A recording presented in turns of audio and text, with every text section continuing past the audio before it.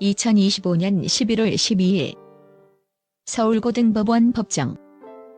횡령 혐의로 기소된 방송인 박수홍의 친형 박진홍 씨에게 검찰이 7년형을 구형하는 순간 법정은 무거운 침묵에 휩싸였다.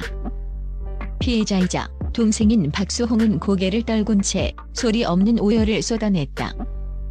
이 눈물은 단순한 돈의 문제가 아닌 지난 30년간 가족에게 쏟아부었던 신뢰와 사랑이 산산조각 났음을 깨달은 한 인간의 처절한 비명이었다.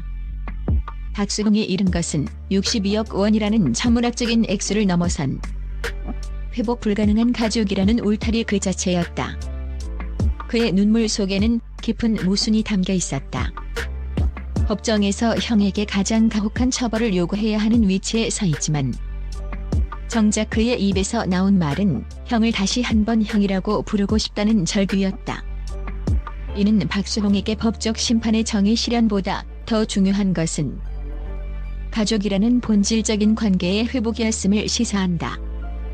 그러나 형에게 내려진 7년 구형은 그 관계 회복의 문이 영원히 닫혔음을 선언하는 차가운 법의 목소리였다. 수많은 연예인들의 눈물 중에서도 박수홍의 눈물은 가장 고독하고 잔혹한 가족 비극의 정점이었다. 박수홍은 30여 년간 벌어들인 수익을 친형에게 전적으로 맡겼다. 이는 한국 사회에서 흔히 볼 수 있는 가족 경영의 형태였지만 그 이면에는 일방적인 재정적 착취와 정신적 지배가 숨어 있었다. 62억 원이라는 횡령 금액은 형이 동생의 노력을 단순한 수익 창출 도구로 여겼음을 입증하는 냉혹한 증거이다. 이 사건의 본질은 단순히 돈을 훔친 것이 아니라 동생의 가장 기본적인 인간적 신뢰와 애정을 철저히 이용했다는 데 있다. 박수홍은 형의 구형 소식을 들은 후 나는 형을 미워하지 않는다. 다만 내 인생을 망가뜨린 것이 너무 고통스럽다고 고백했다. 이러한 고통은 배신이 가장 가까운 사람에게서 왔다는 점에서 그 깊이를 더한다.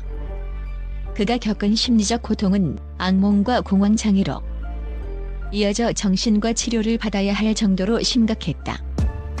형의 배신은 박수홍의 삶을 수년간 멈춰진 상태로 만들었고 이는 단순한 금전적 손실을 넘어선 인생 전체의 동결이었다.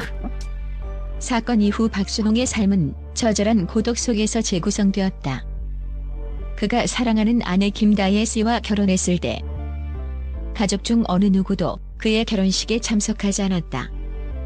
이는 가족이라는 단어가 그에게 더 이상 따뜻한 울타리가 아니라 차갑게 등을 돌린 그림자에 불과함을 보여주는 슬픈 현실이다.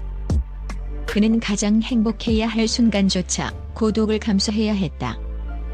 더욱 충격적인 사실은 재판이 진행되는 동안 그의 부모님마저 횡령 혐의를 받고 있는 친형과 여전히 함께 살고 있다는 보도였다.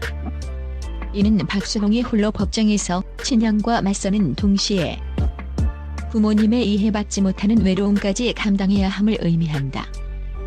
그에게 남은 것은 오직 아내의 지지와 공허함뿐이었다. 영상에서 언급된 멈춰진 시계는 박수홍의 심리 상태를 상징적으로 보여주는 강력한 메타포다. 횡령 사실을 알게 된 순간 그의 시간은 멈췄고 삶의 활력과 의미를 잃었다. 시계가 멈추면 시간의 흐름은 의미를 잃고 모든 것이 정지된다.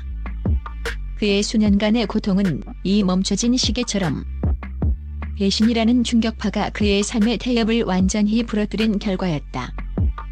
가장 깊은 절망의 순간에도 박수홍은 생존자로서의 본능과 따뜻한 인간성을 잃지 않았다. 긴 법정 투쟁과 심리치료 과정을 거치면서 그는 서서히 멈춰진 시계를 다시 움직이기 위한 노력을 시작했다. 그의 회복의 중심에는 아내와 새로 태어난 딸이 있었다. 박수홍이 어린 딸을 조심스럽게 안고 돌보는 영상은 대중에게 깊은 감동을 주었다. 배경음악으로 깔린 이명웅의 사랑은 늘 도망가는 그의 복잡한 감정을 대변하는 듯했다. 사랑이라는 가장 믿었던 가치가 그를 떠났지만 그는 새로운 사랑을 통해 다시 한번 삶의 의미와 의무를 발견했다. 이 아버지로서의 새로운 역할은 그에게 절망에서 벗어날 가장 강력한 동기부여가 되었다. 그는 또한 단순히 자신만의 회복에 머물지 않았다. 박수홍은 PSH 스튜디오를 설립하여 자신과 같이 어려운 상황에 처한 후배 연예인들을 돕는 선한 영향력을 실천하기 시작했다. 이는 자신이 잃은 돈에 연연하지 않고 그 고통을 타인을 돕는 에너지로 승화시키려는 고결한 의지의 표현이다. 돈을 통해 배신을 당했지만 그는 봉사와 나눔이라는 새로운 가치를 통해 자신의 삶을 재건하고 있다. 박수홍의 비극적인 가족사는 한국 사회에 큰 파장을 일으켰다. 그의 고통이 돈과 가족이라는 한국인의 가장 민감한 두 가지 가치에 대한 근본적인 질문을 던졌기 때문이다. 대중의 여론은 압도적으로 박수홍을 지지했다. 여론조사 결과 응답자의 82%는 가족이라도 죄는 죄다라고 단호하게 선언하며 혈연 관계보다 법의 정의와 윤리가 우선해야 함을 강조했다. 팬들은 박수홍에게 단순한 동정을 넘어 적극적인 지지를 보내기 시작했다. 특히 시계 프로젝트는 그의 회복을 상징하는 감동적인 캠페인이었다. 팬들은 자신의 시계 사진을 찍어 온라인에 올리면서 박수홍 씨의 멈춰진 시간이 다시 움직이기 시작했다. 이제부터 박수홍의 시간이다라는 메시지를 전했다. 이 캠페인은 그의 상처 입은 삶에 대한 대중의 깊은 공감과 함께 그가 과거를 딛고 일어서기를 바라는 강력한 염원을 담고 있었다.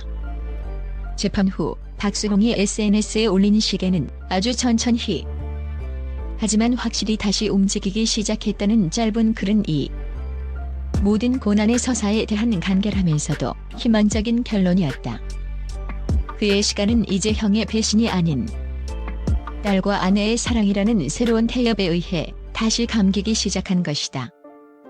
박수홍의 법정 공방은 단순한 횡령 사건이 아니라 한국 사회의 가족 경영의 어두운 그림자와 창작자의 노동 가치에 대한 깊은 수고를 남겼다. 검찰이 형에게 7년형을 구형한 것은 이 사건의 중대성을 다시 한번 확인시켜 주었다. 그럼에도 불구하고 박수홍은 형을 향한 미움 대신 아버지로서의 책임감과 봉사라는 새로운 소명을 택하며 자신의 삶을 재정립하고 있다. 그는 62억 원을 잃었을지언정 대중의 신뢰와 사랑이라는 측정 불가능한 자산을 얻었다. 멈췄던 시계가 다시 움직이기 시작했듯이 박수홍의 두 번째 인생은 느리지만 확고하게 회복과 희망을 향해 나아가고 있다. 그의 오열은 종결이 아닌 새로운 시작을 알리는 고통스러운 통과 의례였던 것이다.